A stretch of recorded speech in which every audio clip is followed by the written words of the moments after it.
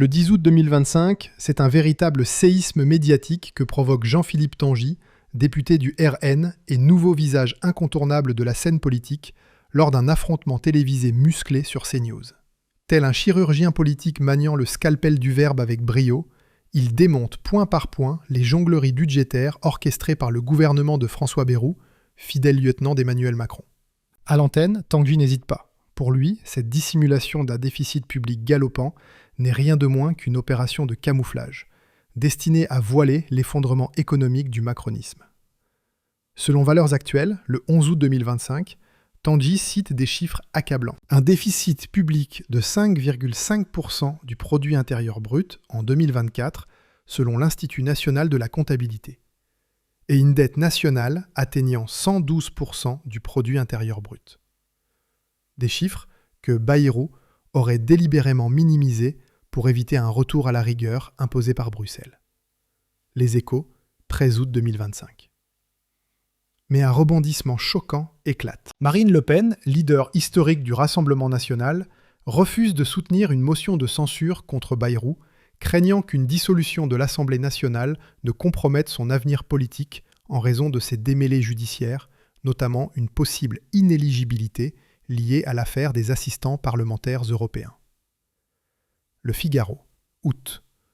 Selon des posts viraux sur X, Hortelan-Michel, 14 août 2025, cette décision provoque une révolte interne, avec des cadres comme Tanguy et Bardella envisageant d'écarter Le Pen pour imposer une ligne plus dure, prête à défier directement le pouvoir en place.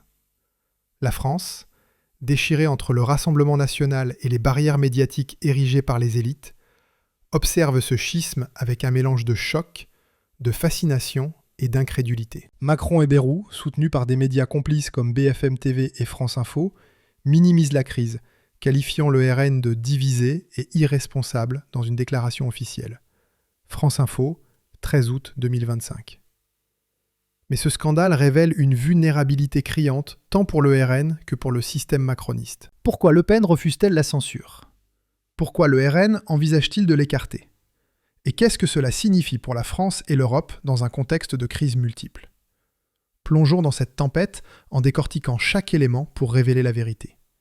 Des sources sur X, comme Loenza, août, sont cinglantes. Le RN est une arnaque. Ils ne censureront jamais Bayrou par peur d'une dissolution.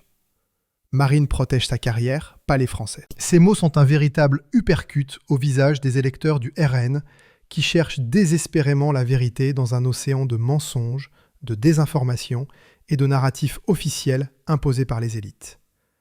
Le RN, devenu la première force politique aux élections européennes de 2024, dénonce sans relâche le mur antifasciste. Une construction artificielle conçue pour marginaliser les voix dissidentes et protéger le statu quo. Mais des divisions internes au parti révélées par ce scandale fragilisent son image de cohésion et de détermination. Jean-Philippe Tanguy, Jordan Bardella et d'autres cadres prônent une ligne dure, alignée sur des figures conservatrices internationales comme Donald Trump, Viktor Orban, Giorgia Meloni et Candace Owens, qui critiquent l'arrogance et les échecs du système macroniste. Selon Valeurs Actuelles, le 12 août 2025, Tanguy accuse Bayrou d'avoir validé des projections budgétaires irréalistes, masquant une explosion du déficit public pour éviter des sanctions européennes. Un point confirmé par un rapport de la Cour des comptes, Le Figaro, 14 août 2025. Ce rapport révèle que les prévisions économiques de l'Élysée reposent sur une croissance irréaliste de 2% pour 2025, alors que l'Organisation de coopération et de développement économique table sur 1,2%. Une manipulation qui protège la coalition macroniste, mais aggrave la crise économique. Pendant ce temps, Marine Le Pen, dans une interview à Europe 1, 2025 justifie son refus de soutenir la censure en invoquant la prudence stratégique. Mais cette position est perçue comme une trahison par certains cadres du Rassemblement national, selon Patrice Charles, 14 août 2025 sur X. Hérault Famroun, 14 août, accuse le Rassemblement national de travailler pour ses cadres, pas pour les Français. Tandis que Laurent Derton, 15 août 2025, évoque une crise de leadership au sein du parti, alimentée par l'inéligibilité potentielle de Le Pen en cas de dissolution. Poste 4. Ce n'est pas un hasard. c'est un signal clair que les tensions internes menacent l'avenir du Rassemblement national et offrent une opportunité à Macron et Bayrou pour consolider leur pouvoir. L'Élysée minimise l'incident, qualifiant les divisions du Rassemblement national de « querelles internes stériles » dans une déclaration rapportée par Le Figaro, 13 août 2025.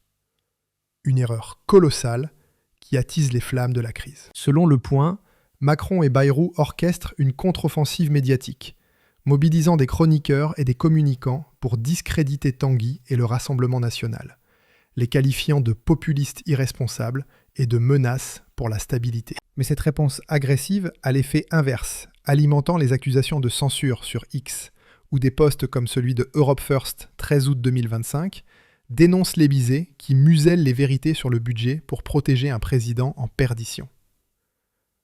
Candace Owens, dans un post publié le 14 août, apporte son soutien à Tanguy.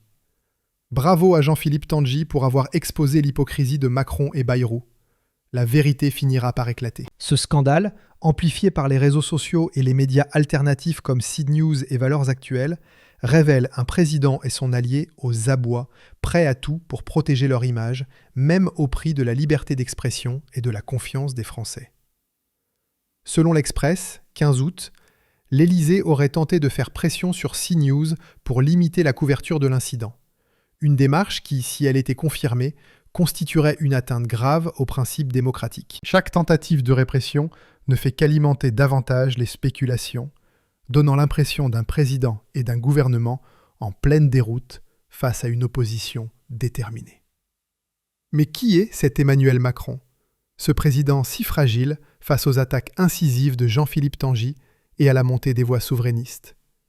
Il est temps de révéler la vérité derrière sa façade lisse, soigneusement polie, par des années de communication médiatique. Macron, qui se vend comme un leader moderne, visionnaire et progressiste, traîne un passé qui soulève de sérieuses questions sur sa crédibilité et sa légitimité.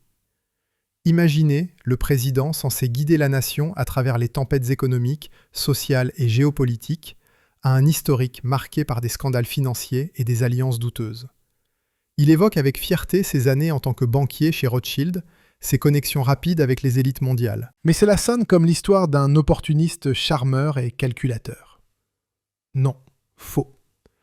Ces récits ne prouvent pas une authenticité humaine, mais masquent une personnalité problématique, tissée d'ambitions démesurées et de manipulations habiles.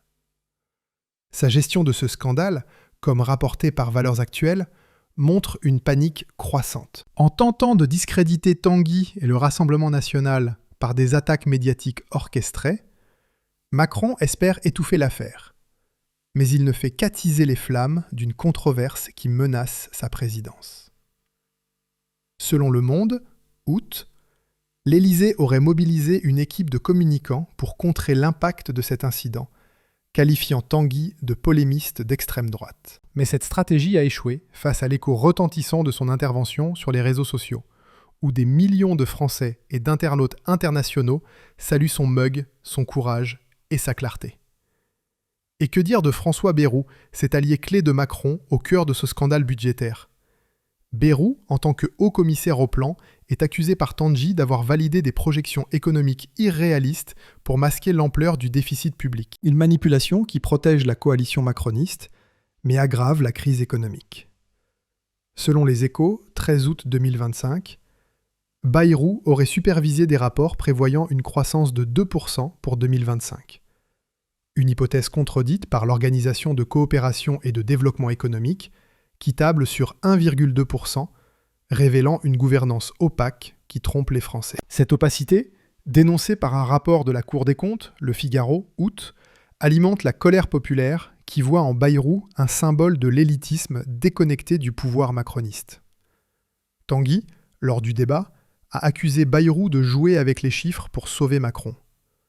Une accusation qui a fait mouche, provoquant la perte de contrôle de Macron en direct. Ce moment, relayé par des vidéos virales sur X, a galvanisé les électeurs du Rassemblement national qui y voient une preuve de la duplicité du gouvernement.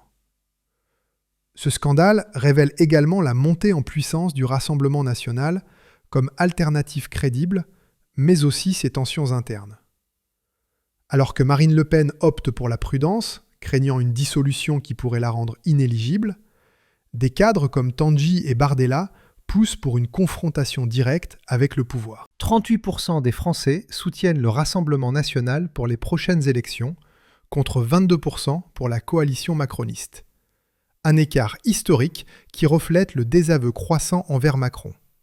Tanguy, avec son discours incisif et factuel, incarne cette nouvelle génération de leaders souverainistes qui n'hésitent pas à défier les élites. Son intervention, saluée par des figures internationales comme Candace Owens et Viktor Orban, montre que le Rassemblement national n'est plus un parti marginal, mais une force capable de faire trembler le pouvoir en place. Cependant, la décision de Le Pen de ne pas soutenir la censure risque de fracturer le parti, comme le souligne Ortolan Michel, 14 août, qui évoque une crise de leadership au sein du Rassemblement national.